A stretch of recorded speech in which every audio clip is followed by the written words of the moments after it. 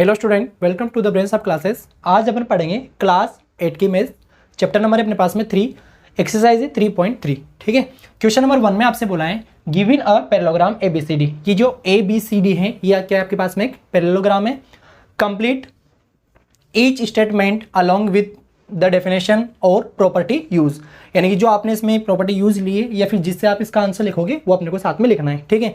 अब देखो ABCD के अपने पास में एक पैरेललोग्राम है, तो पैरेललोग्राम में क्या कंडीशन होती है कि जो इसकी ऑपोजिट साइड होती है वो पैरेलल और इक्वल होती है, यानी कि AB is parallel to CD and AB is equal to CD।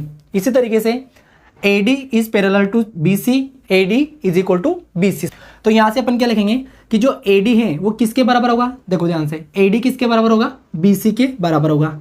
Reason क्या लिखेंगे इसका कि ऑपोजिट साइड ऑफ पैरेललोग्राम क्या होती है, इक्वल होती है। ठीक है।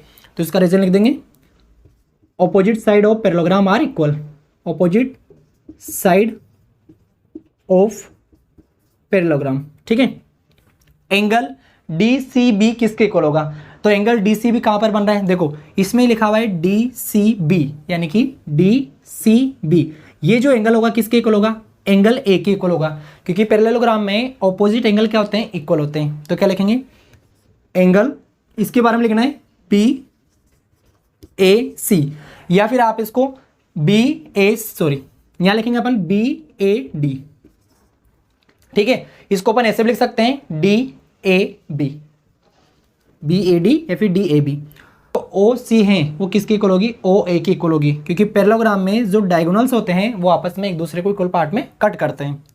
यहां लिखा हुआ है major of angle DAB plus major of angle CDA कितना होगा। तो पहले देखते हैं कि एंगल बने हुए कहां पर है। DAB कहां पर बन रहा है, DAB मतलब इसका सम प्लस CDA इन दोनों एंगल का सम कितना होगा। तो ये दोनों जो एंगल्स हैं ये एक ही साइड पर बने हुए हैं, सेम साइड पे बने हुए हैं। ठीक है। इनको बोलते हैं अपन एडजेसेंट एंगल, और इसका सम कितना होता है 180 डिग्री। क्या लिख देंगे, angle D and angle A are adjacent angle, और sum of two adjacent angle कितना होता है अपने पास में, सप्लीमेंट्री होता है, यानी कि 180 डिग्री होता है। नेक्स्ट है इसका question number 2, consider the following parallelograms. ये अपने को कुछ पैरेललोग्राम्स गिवन है। ठीक है ना। Find the values of unknown XYZ। इसमें जो अननोन वैल्यूज है XYZ ये कैलकुलेट करनी है। ठीक है। तो ये ABCD के अपने पास में एक पैरेललोग्राम में, और पैरेललोग्राम की क्या प्रॉपर्टीज होती है कि ऑपोजिट एंगल क्या होते हैं, इक्वल होते हैं। ठीक है।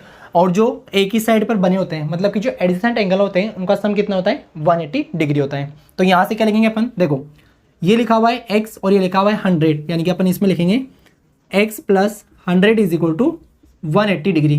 क्यों लिखा, क्योंकि कौन से एंगल्स है, एडजेसेंट एंगल्स हैं, यानी कि यहाँ से x की वैल्यू कितनी आ जाएगी 180 माइनस, इसको राइट साइड में शिफ्ट कर देंगे, x इज इक्वल टू कितना आ जाएगा अपने पास में 80 डिग्री।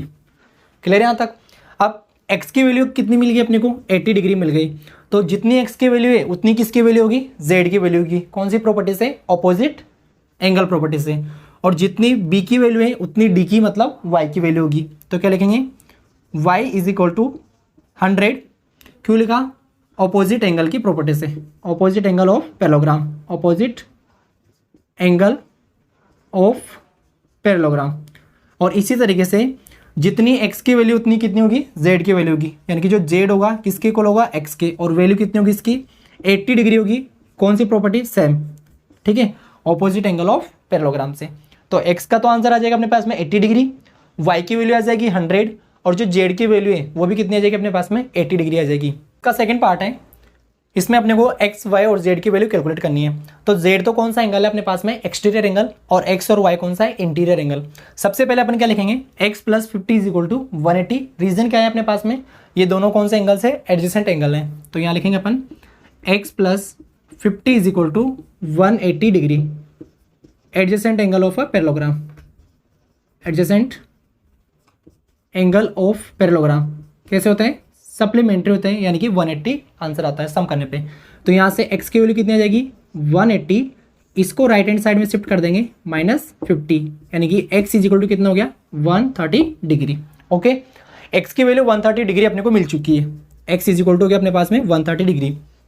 इसके बाद में जो ये x है और जो y है ये कौन से एंगल्स हैं, ऑपोजिट एंगल्स हैं। तो ये क्या हो जाएगा, जो y है वो x के इक्वल होगा और वैल्यू कितनी होगी 130 डिग्री। रीजन क्या लिखेंगे, ऑपोजिट एंगल ऑफ पैरेललोग्राम क्या होते हैं, इक्वल होते हैं। यहाँ तक क्लियर है। अब इसके बाद देखो y की वैल्यू अपने को पता है, x की वैल्यू को अपने को पता लग चुकी है, तो ये जो अपने पास में z बन रहा है ये कौन सा एंगल है, एक्सटीरियर एंगल है। बट अगर अपने इसको अपन देखते हैं, ठीक है, इस तरीके से, तो यहाँ से इसको आगे शिफ्ट करते हैं तो ये कौन सा एंगल हो गया, इक्वल एंगल हो गया, यानी कि करस्पॉन्डिंग एंगल हो जाएगा। इसकी वैल्यू लिखेंगे अपन, z जो है किसके इक्वल है, x के इक्वल है, और कौन कितना है वैल्यू इसकी वैल्यू भी जाएगी 130 डिग्री। रीजन क्या लिखेंगे, करस्पॉन्डिंग एंगल, ठीक है, करस्पॉन्डिंग एंगल से ये क्या हो जाएगा, इक्वल हो जाएगा। क्योंकि जो लाइन यहाँ पर बन रही है अगर इसको अपन आगे शिफ्ट कर देते हैं तो ये वो सेम बनेगी, ठीक है, यानी कि x is equal to Z और वैल्यू कितनी है 130। रीजन क्या है, करस्पॉन्डिंग एंगल। नेक्स्ट है थर्ड पार्ट, इसमें आपको x y z की वैल्यू कैलकुलेट करनी है, वही सेम है, ठीक है। देखो यहाँ पर ये एक सिंबल बना हुआ है और ये सिंबल किसका होता है, 90 डिग्री का। ये 90 डिग्री तो ये कौन कितना होगा, 90 डिग्री का कौन सी प्रॉपर्टी से, ऑपोजिट एंगल प्रॉपर्टी से, यानी कि आप लिख सकते हैं x is equal to 90 degree. अब x की वैल्यू अपने को पता लग चुकी है 90 डिग्री है, इसकी वैल्यू पता है 30 डिग्री है, ये y है, और ये कंप्लीट क्या बन रहा है अपने पास में, एक ट्राइंगल, और ट्राइंगल के तीनों एंगल का सम कितना होता है, 180 डिग्री होता है। क्या लिखेंगे, since x plus Y plus 30 is equal to कितना लिखेंगे, 180 डिग्री।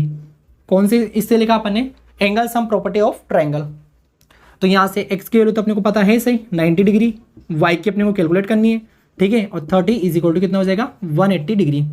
यहाँ से अपने को y की वैल्यू कैलकुलेट करनी है, तो 180 माइनस 90 में अपन पहले 30 ऐड कर देंगे, फिर उसके बाद में उधर शिफ्ट कर देंगे, तो 90 और 30 कितना हो गया अपने पास में 120, यानी कि y की वैल्यू कितनी हो जाएगी अपने पास में 60 डिग्री, ठीक है। यहाँ तक अब y की वैल्यू तो अपने को पता लग चुकी है 60 डिग्री है, और ये क्या है अपने पास में एक पैरेललोग्राम है, ये पैरेललोग्राम है, तो ये वाली साइड किसके पैरेलल होगी, इसके पैरेलल होगी।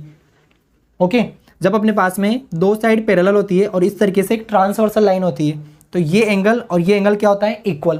कौन सी प्रॉपर्टी से, vertical opposite interior alternate interior angle की प्रॉपर्टी से, ये दोनों अल्टरनेट इंटीरियर एंगल जेड बन रहा है, वही प्रोसेस यहाँ पर हो रहा है। देखो ये जेड बन रहा है यहाँ पर भी इस तरीके से, ये तो यहाँ पर जो एंगल y है और जो एंगल z होगा वो क्या हो जाएगा, इक्वल।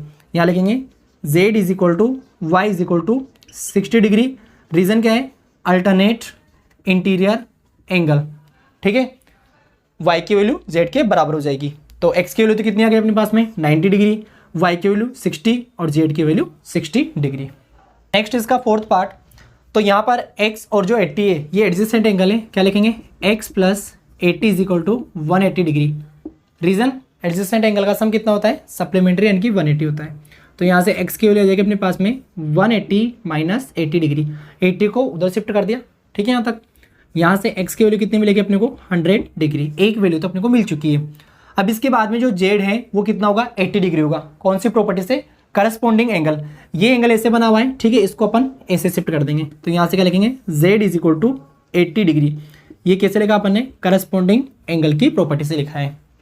ओके, y की वैल्यू कितनी होगी 80 डिग्री, क्योंकि ये क्या है पैरेललोग्राम, और पैरेललोग्राम में क्या होता है, ऑपोजिट एंगल इक्वल होते हैं। तो y is equal to 80 degree, ये तो z की वैल्यू थी, ये y की वैल्यू है। रीजन क्या है इसका, ऑपोजिट एंगल ऑफ पैरेललोग्राम क्या होता है, इक्वल होते हैं। तो यहाँ लिखेंगे opposite angle of parallelogram. Clear है यहाँ तक।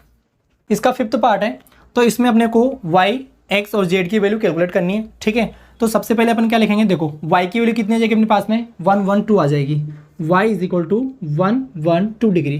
क्यों, ऑपोजिट एंगल ऑफ पैरेललोग्राम क्या होते हैं, इक्वल होते हैं। ऑपोजिट एंगल्स ऑफ पैरेललोग्राम, ठीक है। अब y की वैल्यू अपने को पता लग चुकी है, इसकी वैल्यू 40 डिग्री है सही, इसकी वैल्यू अपने को कैलकुलेट करनी है। तो ये क्या बन रहा है अपने पास में, एक ट्राइंगल, यानी कि तीनों एंगल का सम कितना होगा 180 degree. x plus Y plus 40 degree is equal to 180 degree. Reason क्या है इसका, angle sum property of triangle, ठीक है। यहाँ से x की वैल्यू तो अपने को पता नहीं है, y की वैल्यू कितनी है 112 डिग्री, और 40 डिग्री अपने को पता है सही 180 डिग्री। इन दोनों को ऐड कर लेते हैं पहले, यानी कि x प्लस इसमें इसको ऐड करेंगे तो कितना हो जाएगा अपने पास में, ये हो जाएगा 152 degree is equal to 180 degree. x की वैल्यू कैलकुलेट करनी है, तो 152 को राइट हैंड साइड में शिफ्ट कर देते हैं, माइनस हो जाएगा, यहाँ से लिखेंगे माइनस 152 डिग्री। सॉल्व करते हैं इसको, 10 में से 2 को सब्ट्रैक्ट किया, कितना आ गया 8। 7 में से 5 को करेंगे तो 2 आ जाएगा, और 1 में से 1 को सब्ट्रैक्ट किया तो 0, यानी कि x की वैल्यू तो आ जाएगी अपने पास में 28 डिग्री। अब जो x की वैल्यू मिली है वही वैल्यू किसकी होगी, z की होगी, क्योंकि ये दोनों क्या है, पैरेलल लाइन से, ये क्या है, ट्रांसवर्सल लाइन है। तो ये क्या बन रहा है अपने पास में, z बन गया इस तरीके से, ये z बन गया। तो ये कौन सा एंगल होगा, अल्टरनेट इंटीरियर एंगल की प्रॉपर्टी से इक्वल हो जाएगा, यानी कि z is equal to X और वैल्यू हो जाएगी 28 डिग्री। रीजन क्या है, अल्टरनेट इंटीरियर एंगल प्रॉपर्टी से, ठीक है। यानी कि x की वैल्यू कितनी है अपने पास में 28, z की कितनी है 28, और y की वैल्यू कितनी आ जाएगी अपने पास में 112 डिग्री। नेक्स्ट है question number 3, can a quadrilateral ABCD, एक क्वाड्रिलेटरल अपने पास में ABCD बी अ पैरेललोग्राम, वो पैरेललोग्राम हो सकता है क्या, कब, जब एंगल D और एंगल B का सम कितना हो 180 डिग्री। तो अगर अपन ABCD एक पैरेललोग्राम बनाते हैं, एक क्वाड्रिलेटरल बनाते हैं, सबसे पहले ABCD, ठीक है। तो इसमें लिखा हुआ है कि D और B का सम 180 होना चाहिए। तो एंगल D कहाँ बन रहा है, यहाँ पर, और B कहाँ पर बन रहा है, यहाँ पर। ये दोनों कौन से एंगल्स हैं, ऑपोजिट एंगल्स हैं, और ऑपोजिट एंगल क्या होते हैं, इक्वल होते हैं, ठीक है। अपन ने ये पढ़ा था कि अगर यहाँ पर A और D का सम 180 हो तो फिर ये तो पैरेललोग्राम होगा, क्योंकि इसके एडजेसेंट एंगल का सम कितना होता है 180 डिग्री। बट यहाँ पर ऑपोजिट एंगल का सम 180 डिग्री दे रखा है, तो क्या लिखेंगे, इट कैन बी, हो सकता है, ठीक है। बट हियर, यहाँ पर जरूरी नहीं कि ऐसा हो ही सही, it needs not to be, यानी कि यहाँ पर जरूरी नहीं है कि अगर ऐसा हो तो पैरेललोग्राम होगा। क्लियर है यहाँ तक। सेकेंड पॉइंट आपसे पूछा है कि अगर AB और DC की वैल्यू सेम हो, कितनी हो 8 सेंटीमीटर। तो सबसे पहले अपन एक पैरेललोग्राम बना लेते हैं ABCD। ये बनाया अपन ने A, B, C और D। इसमें बोला है कि AB की वैल्यू 8 है, AB की वैल्यू तो कितनी है 8 सेंटीमीटर, DC की वैल्यू कितनी है 8 सेंटीमीटर, ये रहा अपने पास में DC, ये भी कितना है 8 सेंटीमीटर। फिर बोला आपसे कि AD की वैल्यू 4 सेंटीमीटर है, AD is equal to 4 centimetre, और BC is equal to 4.4 centimetre, BC equal 4.4 centimetre. तो अपन ने ये पढ़ा था कि जो पैरेललोग्राम होता है, ठीक है, उसमें ऑपोजिट साइड जो होती है पैरेलल होती है और इक्वल भी होती है। ये तो इक्वल है बट ये दोनों इक्वल नहीं है, तो ये पैरेललोग्राम नहीं हो सकता। क्या लिखेंगे, no, in this case because one pair of opposite sides are equal, एक पेयर तो इक्वल है but and another pair of opposite side are unequal, दूसरा जो है वो अनइक्वल है। ये दोनों तो इक्वल है बट ये दोनों इक्वल नहीं है, ठीक है। So it is not a parallelogram, तो ये पैरेललोग्राम नहीं हो सकता। का third part, angle A is equal to 70 और angle C is equal to 65 degree. तो देखो सबसे पहले अपन एक पैरेललोग्राम बना लेते हैं, एक क्वाड्रिलेटरल बना लेते हैं, यानी कि A, B, C और D। A की वैल्यू तो कितनी है 70 डिग्री, ये वैल्यू दे रखी है आपको 70 डिग्री, और C की वैल्यू दे रखी है 65 डिग्री, ठीक है। तो ये जो क्वाड्रिलेटरल पैरेललोग्राम बन सकता है क्या, नहीं बन सकता। क्यों, क्योंकि दोनों एंगल क्या होने चाहिए, ऑपोजिट एंगल जो है वो इक्वल होनी चाहिए। तो क्या लिखेंगे कि no, angle A is not equal to angle C, angle A और एंगल C इज इक्वल नहीं है, इक्वल नहीं है, since opposite angles are equal in parallelogram, opposite angle equal होते हैं पैरेललोग्राम में, ठीक है। And here opposite angles are not equal, but यहाँ पर इक्वल नहीं है इन क्वाड्रिलेटरल ABCD, इस क्वाड्रिलेटरल ABCD में ऑपोजिट एंगल इक्वल नहीं है, तो ये पैरेललोग्राम नहीं बन सकता। Therefore it is not a parallelogram. Clear है यहाँ तक। नेक्स्ट है question number 4, draw a rough figure of a quadrilateral that is not a parallelogram, यानी कि एक रफ डायग्राम ड्रॉ करना है जो कि पैरेललोग्राम तो नहीं है but has exactly two opposite angles of equal measure, लेकिन उसके जो दोनों ऑपोजिट एंगल है वो क्या है, इक्वल मेजरमेंट में। तो अपन ने एक डायग्राम बनाया, ठीक है। ABCD इज अ क्वाड्रिलेटरल, एक क्वाड्रिलेटरल है इन विच एंगल्स, एंगल A और एंगल C कितना मान लिया अपन ने 1110 डिग्री मान लिया। तो यहाँ पर एंगल A बनाया 1110 और एंगल C बनाया 1110 डिग्री, ठीक है। ये दोनों साइड क्या होगी, इक्वल होगी अपने पास में, और ये जो दोनों साइड है ये लेंथ में क्या होगी, इक्वल होगी। क्लियर है यहाँ पे, ठीक है। तो इसके बाद में क्या लिखेंगे अपन, therefore it could be a kite, तो ये क्या होगा, काइट होगा, क्योंकि ये पैरेललोग्राम तो नहीं हो सकता। सिंस, क्यों, रीजन क्या है, बोला इन्होंने कि एक पैरेललोग्राम नहीं बनाना है आपको, ठीक है, अनदर क्वाड्रिलेटरल बनाना है जिसके ऑपोजिट एंगल क्या होंगे, इक्वल होंगे। तो क्वाड्रिलेटरल इसमें काइट में क्या होता है अपने पास में, दो ऑपोजिट एंगल इक्वल होते हैं, ठीक है, और ये ऑपोजिट साइड क्या होती है, इक्वल होती है। ये एंगल इसके इक्वल हो ऐसा पॉसिबल नहीं है, अगर इक्वल हो जाएगा तो फिर क्या बन जाएगा, वो पैरेललोग्राम बन जाएगा, बट अभी ये क्या बना हुआ है, काइट बना हुआ है, ठीक है यहाँ तक। नेक्स्ट है question number 5, the measure of two adjacent angle of a parallelogram are in the ratio 3:2, find the measure of each of the angles of a parallelogram. यानी कि अपने पास में एक क्या है, क्वाड्रिलेटरल है, और क्वाड्रिलेटरल कौन सा वाला है, पैरेललोग्राम है। इसके अंदर जो एडजेसेंट एंगल है वो किस रेशो में है, 3:2 में है, ठीक है। तो जो अपने को रेशो दे रखा है कौन सा है, 3:2। तो सबसे पहले अपन लिखेंगे let angle A is equal to 3x और angle B is equal to 2x। ये दोनों एंगल को क्यों अपन ने एज्यूम करा, क्योंकि ये दोनों एंगल कौन से हैं, एडजेसेंट एंगल है, ठीक है। एक ही साइड पर बने हुए हैं और दोनों का सम कितना होता है, 180 डिग्री। अपन angle A plus angle D भी, सॉरी एंगल ए और एंगल डी को भी एज्यूम कर सकते थे। Angle A is equal to 3x और angle D is equal to 2x भी मान सकते थे, डजेंट मैटर, ठीक है। अब क्या लिखेंगे, since angle A plus angle B का सम कितना होता है, 180 डिग्री होता है। क्यों होता है, एडजेसेंट एंगल का जो सम होता है वो क्या होता है, पैरेललोग्राम में 180 होता है, ठीक है। Adjacent angles of parallelogram are supplementary, क्या होता है ये, सप्लीमेंट्री, यानी कि 180 डिग्री होते हैं। एंगल ए की वैल्यू कितनी है माने अपन ने, 3x। जब भी आपको रेशो वाला क्वेश्चन मिले सबसे पहले उसके साथ में एक वेरिएबल एज्यूम कर लेंगे, या तो x या फिर y, और इज इक्वल टू करके आंसर में लिख देंगे इस तरीके से। यहाँ से लिखेंगे 2x is equal to 180 degree, दोनों लाइक टर्म्स हैं तो ये हो जाएगा 5x is equal to 180 degree. x की वैल्यू निकालनी है तो यहाँ से लिखेंगे 180 डिग्री अपॉन 5, ठीक है। आंसर कितना आ जाएगा इसका, 36 डिग्री। x की वैल्यू अपने को मिली है 36 डिग्री, ठीक है। देयरफॉर जो एंगल ए है अपने पास में वो कितना माना था अपन ने, 3x, यानी कि यहाँ क्या लिखेंगे 3x, बोले तो 3 मल्टीप्लाई बाई x की जो वैल्यू है वो कितनी है, 36, ठीक है। मल्टीप्लाई कर देंगे यहाँ पे तो इसका आंसर आ जाएगा 6 3 जा 18, कैरी 1, 3 3 जा 9 और 1 10, 108 डिग्री। एंगल ए का आंसर आ गया। इसी तरीके से एंगल बी का आंसर आ जाएगा अपने पास में। Angle B is equal to कितना हो जाएगा, 2x, यानी कि 2 मल्टीप्लाई 36, आंसर आया 72 डिग्री। अब जो एंगल ए है वो किसके बराबर है, सी के बराबर, क्योंकि ऑपोजिट एंगल है। तो यहाँ लिखेंगे angle A is equal to angle C is equal to कितना आएगा, 108 डिग्री, और angle B is equal to angle D is equal to कितना आ जाएगा, 72 डिग्री, ठीक है। कौन सी प्रॉपर्टी से लिखा, opposite angle of parallelogram are equal, ठीक है। तो अपने को बोला था कि हर एक एंगल की वैल्यू कैलकुलेट करनी है इसके अंदर। तो ए की और सी की सेम होगी 108, और बी की और डी की सेम होगी 72 डिग्री। क्लियर है यहाँ तक। नेक्स्ट है question number 6, to adjacent angle of parallelogram have equal major. क्या बोला है, इक्वल मेजर में है, और कौन से एंगल्स हैं, adjacent angles. Find the measure of each of the following, each of the angles of the parallelogram. तो अपने पास में ये जो पैरेललोग्राम है ABCD, ठीक है, इसके एडजेसेंट एंगल कौन कौन से मानेंगे अपन, जो नियरेस्ट एंगल्स हैं, या तो AB या फिर AD या फिर BC या फिर CD, ठीक है। तो अपन इसको मान लेते हैं एंगल A और एंगल B को सेम वैल्यू का है, मतलब दोनों के लिए अपन x मान लेंगे। इसमें रेशो नहीं दे रखा है, ठीक है, बोला है सिर्फ इक्वल, हैव इक्वल मेजर, दोनों की वैल्यू क्या है, सेम है। तो आंसर कैसे लिखेंगे, सबसे पहले अपन लिखेंगे let angle A is equal to x degree और angle B is equal to x degree, ठीक है। Since angle A plus angle B कौन सा एंगल है, एडजेसेंट एंगल, सम कितना होगा, 180 डिग्री। ए की वैल्यू यहाँ पे पुट कर देंगे, बी की वैल्यू पुट कर देंगे, इज इक्वल टू 180।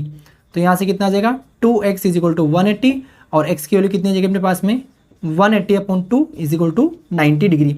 मतलब क्या हुआ कि जो एंगल ए है उसकी वैल्यू x मानी थी अपन ने, आंसर कितना आया, 90 डिग्री। एंगल बी को कितना माना अपन ने, x, उसका आंसर भी कितना आया, 90 डिग्री, ठीक है। तो फिर यहाँ से क्या लिखेंगे अपन, एंगल A और एंगल C बराबर होगा 90 की, एंगल B और एंगल D इक्वल होगा 90 डिग्री के, ठीक है। ये गया अपना राइट आंसर। नेक्स्ट है question number 7, the adjacent figure HOPE is a parallelogram, यानी कि जो HOPE वो क्या है, पैरेललोग्राम है। Find the angles measure XYZ की वैल्यू निकालनी है। State the properties you use to find them, और साथ में ये भी लिखना है कि किस तरीके से अपन इसको फाइंड आउट करा, कौन सी प्रॉपर्टी यहाँ पे अप्लाई करी है, ठीक है। तो देखो क्या लिखेंगे, here HOP plus 70 degree is equal to कितना हो जाएगा, 180। कैसे लिखा, HOP, अपन सबसे पहले इस वाले एंगल की वैल्यू कैलकुलेट कर रहे हैं, ठीक है। तो अपन ने लिखा है HOP, मतलब यहाँ से यहाँ तक प्लस इसका सम कितना बन गया, एक स्ट्रेट लाइन। तो क्या लिखेंगे, 180 डिग्री। कौन सी प्रॉपर्टी से लिखा अपन ने, लीनियर पेयर ऑफ एंगल्स, ठीक है। दो एंगल को ज्वाइन करने पे एक स्ट्रेट लाइन बनती है, तो उसका आंसर कितना होता है 180 डिग्री। तो यहाँ से एच ओ पी की वैल्यू कितनी आ जाएगी 1110। मतलब सबसे पहले अपन ने ये वैल्यू पता लगा ली, कितनी आ गई 1110। अब जो अपने पास में एंगल ई है और एच ओ पी है वो दोनों क्या है इक्वल है। किस तरीके से, देखो एंगल ओ और एंगल ई क्या है इक्वल, क्योंकि ये क्या है पैरेललोग्राम और ये ऑपोजिट एंगल क्या होते हैं इक्वल होते हैं। कौन सी रीजन से लिखा अपन ने, ऑपोजिट एंगल्स ऑफ पैरेललोग्राम क्या होते हैं इक्वल होते हैं। तो एंगल ओ जितना था उतना ही कौन सा हो जाएगा एंगल ई, और एंगल ई की वैल्यू कितनी है एक्स, यानी कि एक्स की वैल्यू कितनी आ जाएगी 110 डिग्री। क्लियर है यहाँ तक।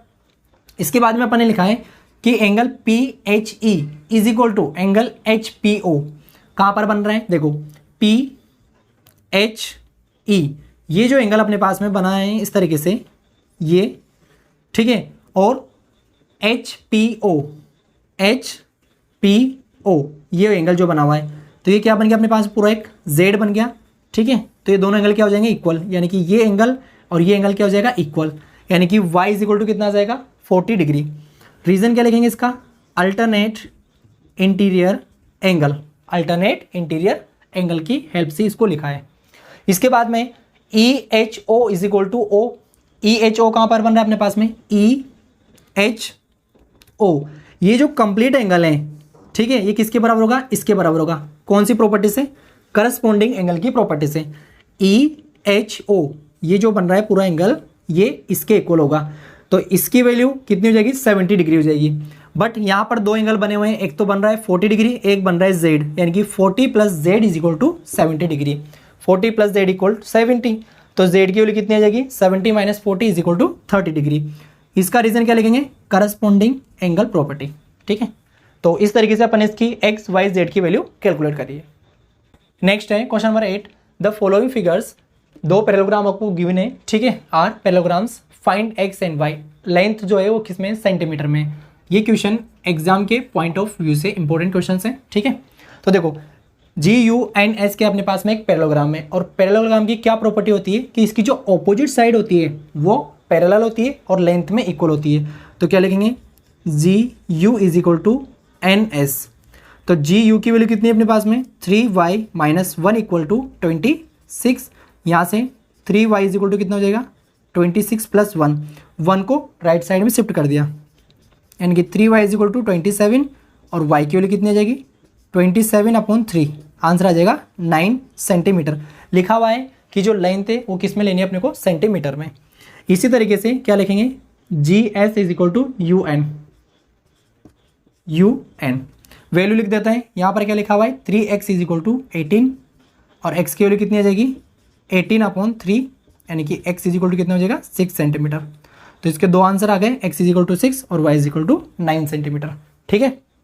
इसी तरीके से ये भी क्या है अपने पास में RUNS का है पैरेललोग्राम, बट इसमें इस बार डायगोनल का बोला है। तो डायगोनल्स क्या करते हैं पैरेललोग्राम के, बाइसेक्ट ईच अदर, एक दूसरे को इक्वल पार्ट में कट करते हैं, ठीक है। यानी कि अपन क्या लिख सकते हैं कि डायगोनल्स, यहां पे लिखेंगे अपन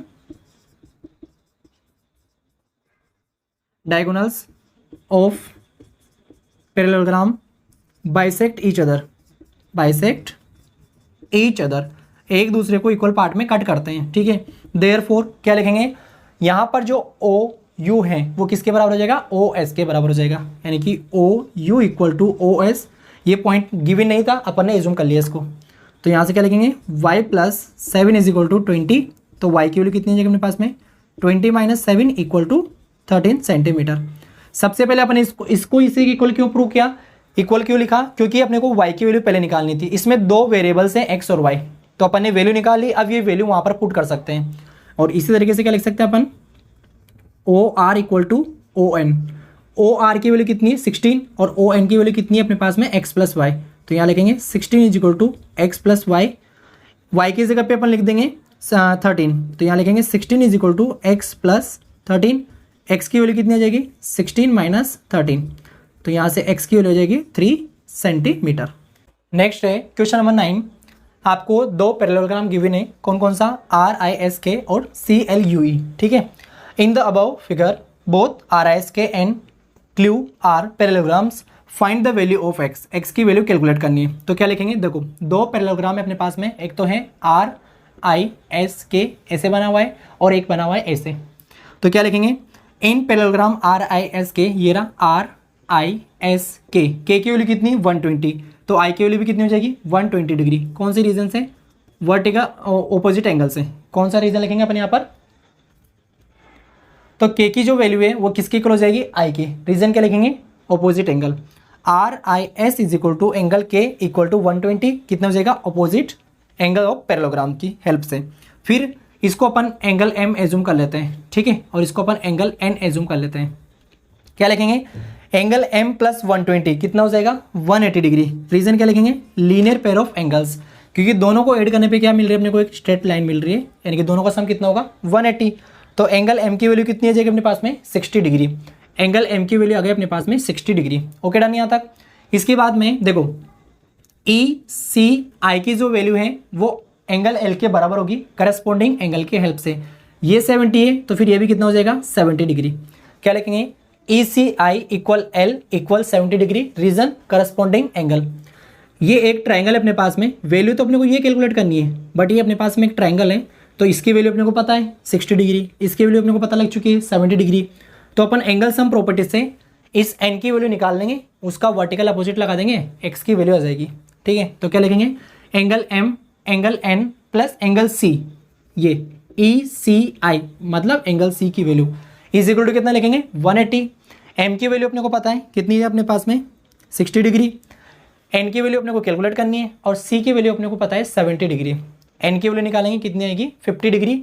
अब एन की वैल्यू 50 है तो फिर एक्स की वैल्यू भी कितनी होगी 50 डिग्री। रीजन क्या लिखेंगे, वर्टिकल अपोजिट एंगल क्या होते हैं इक्वल, यानी कि x is equal to N equal to 50 degree आ जाएगा इसका राइट आंसर।